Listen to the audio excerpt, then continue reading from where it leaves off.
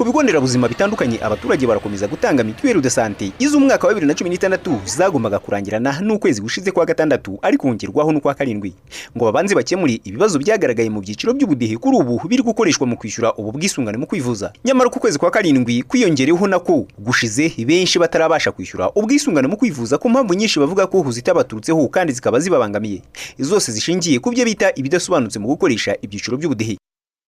Byabaye ngombwa ko twishyura mituweli mbere kugira ngo indi zarangire dukomeza twivuza.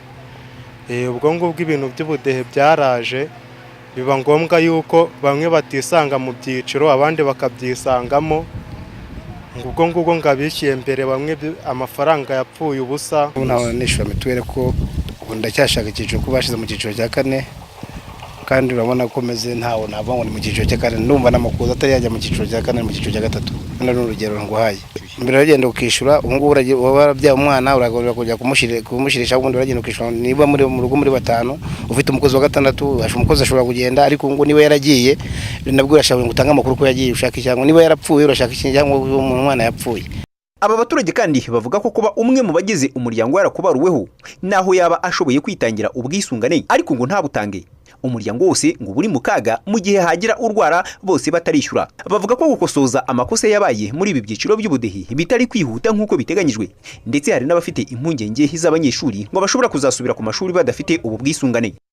Mfite abana 9, urumva abo bana 9 kugira ngo mbone mituweli rimwe kandi umuhinzi no kubona ikibatunga ntago binyoroheye, kurumva abo bana 9 ntabwo na mituweli yabo sinayibona ntago napfa kuzibona.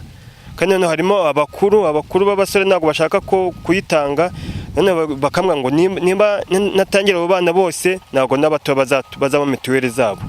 Je mwaba nifuza ko rero njyewe narihira abo abatoya banje nyibashije bakindi mu maboko ababasha gukora amafaranga ntago nabarihira kandi bakora amafaranga banusha no kuyakora kandi no kubona ibibatunga bitanyorohera. Baradusobanurira ibiki uko twe dusanzwe twishyura mituweli babihinduye gute ko batereka ngo twishyure uko twe dusanzwe twishyura kandi barangiza bakatudindiza. Bamara kutudindiza nk'ubu dufite abanyeshuri bazajya kwiga ngo ku itariki ya 8 kandi ntazajya kwiga atajyanye ya mituweli. Baradukereza kwishyura nubwo banaturushya umuntu byabyo byose yabona n'ubushobozi bwo kuyahiga yose ariko se umunyeshuri azajya kwiga nta mituweli ajyanye bizakunda.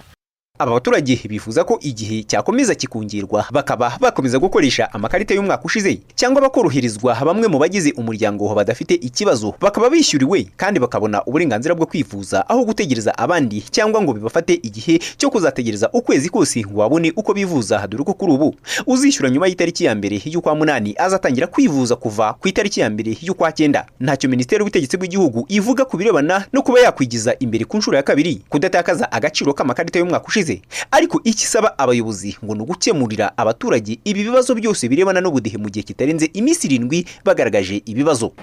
Fulgence Kizwera, Royal TV.